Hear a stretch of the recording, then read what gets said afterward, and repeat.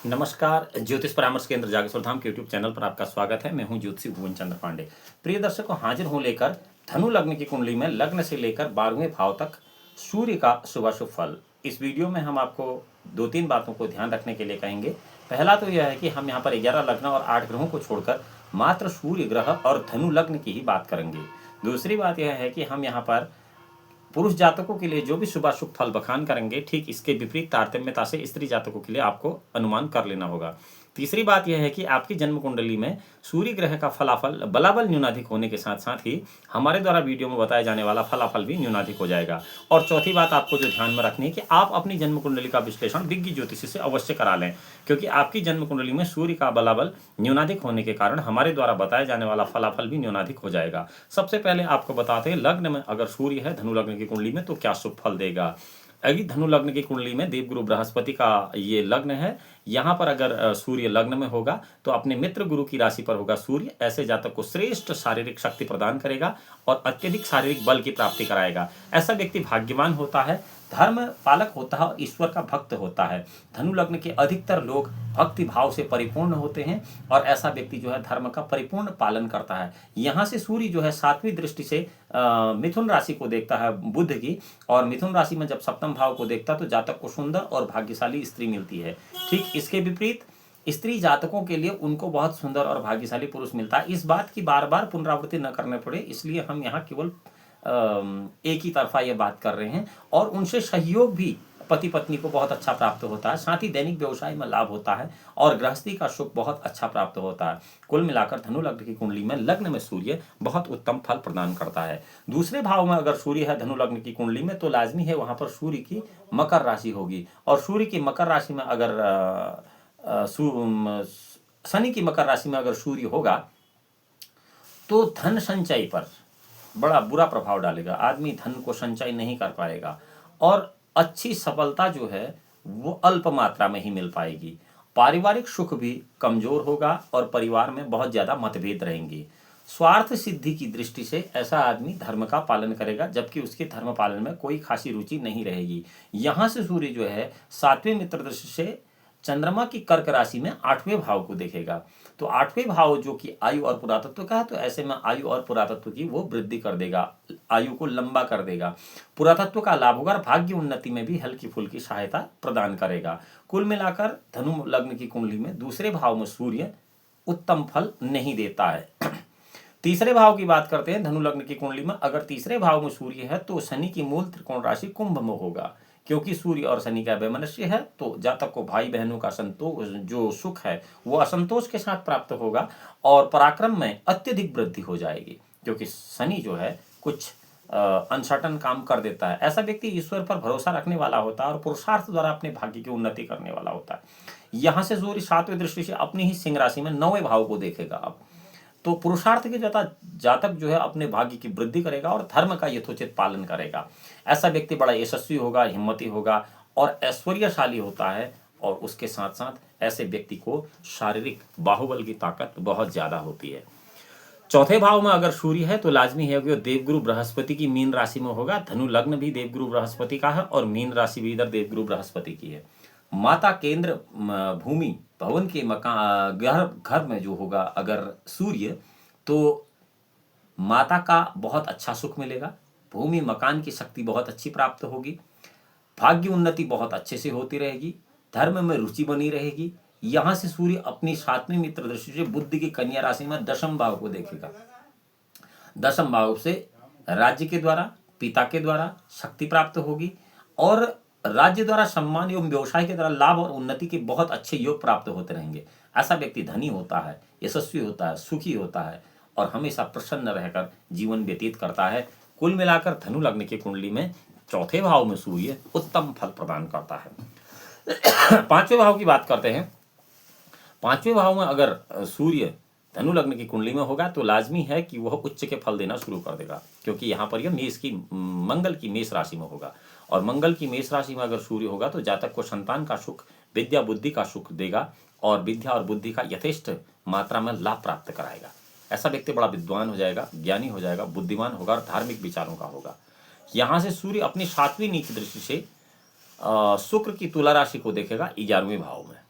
तो जहाँ तक कि आमदनी के क्षेत्र में कठिनाई तो ये ले ही आएगा और उसकी वाणी प्रखर हो जाएगी बहुत जबरदस्त, जिसके कारण उसे लाभ के क्षेत्र में हानि उठानी पड़ेगी।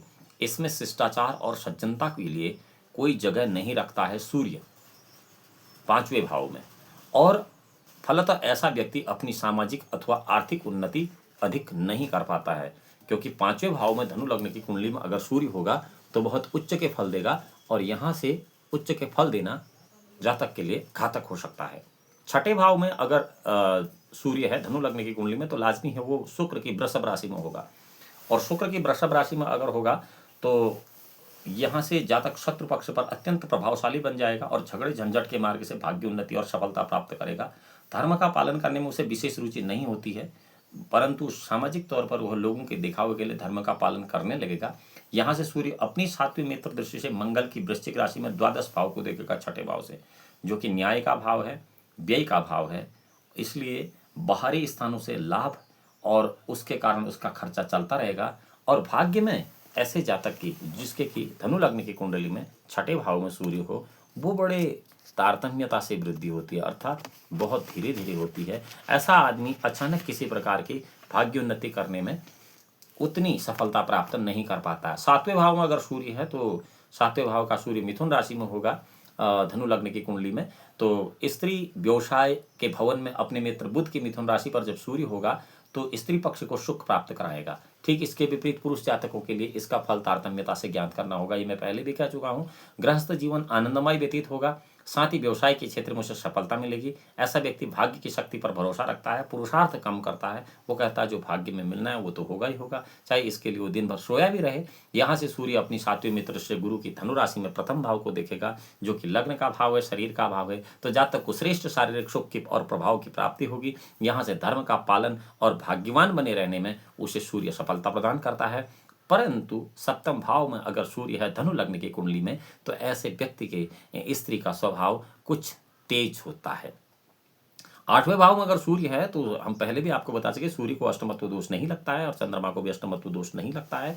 8वें भाव में अगर धनु लग्न की कुंडली में सूर्य होगा तो लाजमी है कि वह चंद्रमा की कर्क राशि में होगा, और कर्क राशि अपने मित्र चंद्रमा की कर्क राशि में अगर सूर्य होगा तो जातक की आयु में वृद्धि करा देगा, पुरातत्व में वृद्धि करा देगा, दैनिक जीवन प्रभावशाली रहेगा, परंतु भाग्य उन्नति में बहुत सारी रुकावटें आएंगी। विलंब के साथ भाग्य की उन्नति होगी। यहाँ से सूर्य 7वीं शत्रु दृष्टि से शनि की मकर राशि में द्वितीय भाव को देखेगा। दूसरा भाव धन का है, परिवार का है और बंधन का है। तो ऐसे में जातक को धन संचय के मार्ग में कठिनाइयां उठानी पड़ती हैं, पारिवारिक सुख में कमी आती है, और यदि किसी प्रकार का सुख उसे हुआ भी तो इन्हीं किसी प्रकार के झगड़े झंझटों में उसका धन व्यय हो जाता है। 9वें भाव में सूर्य की बात करें तो 9वें भाव में सूर्य की सिंह राशि स्वराशि होगी। धनु लग्न की कुंडली में स्वराशि का सूर्य होगा और ये भाग्य का भाव घर होगा, धर्म का घर होगा। ऐसे में धर्म और भाग्य दोनों की उन्नति बहुत अच्छी होगी। धर्म का पालन यथाविधि यहाँ से व्यक्ति करेगा। यहाँ से सूर्य अपनी 7वीं शत्रु दृष्टि से शनि की कुंभ राशि में तीसरे घर को देखेगा, तो भाई बहन के सुख में अल्पता आएगी, पराक्रम में कमी रहेगी, और ऐसा व्यक्ति पुरुषार्थ के मुकाबले ये भी भाग्य पर भरोसा रखने वाला आता है, परंतु वो भाग्यवान समझा जाता है। ऐसे व्यक्ति को 8वें भाव के सूर्य की मुकाबले में 9वें भाव के सूर्य होने से भाग्यवशात कुछ प्राप्त हो भी जाता है और उसका जीवन सामान्यतः सुखी रहता है, परंतु यह व्यक्ति उतना कर्मठ नहीं होता है जितना कि 8म भाव का सूर्य कराता है किसी जातक को। 10वें भाव की बात करें तो 10वें भाव में लाजमी है धनु लग्न की कुंडली में कन्या राशि होगी बुध की, जो कि बुध की उच्च राशि होगी। तो 10वें केंद्र पिता और राज्य के भवन में अपने मित्र बुध की कन्या राशि पर जब सूर्य होगा तो पिता के द्वारा बहुत अच्छा सहयोग मिलेगा, राज्य के क्षेत्र में सम्मान की प्राप्ति होगी और व्यवसायिक में उन्नति होती रहेगी। ऐसा व्यक्ति बड़ा भाग्यशाली होगा, धर्म का भी यथोचित पालन करेगा। यहाँ से सूर्य अपनी 7वीं मित्र से गुरु के मीन राशि में 4थे भाव को देखेगा, तो जातक को माता, भूमि और मकान का यथेष्ट सुख प्राप्त होगा, वो प्रतिष्ठित और यशस्वी होगा।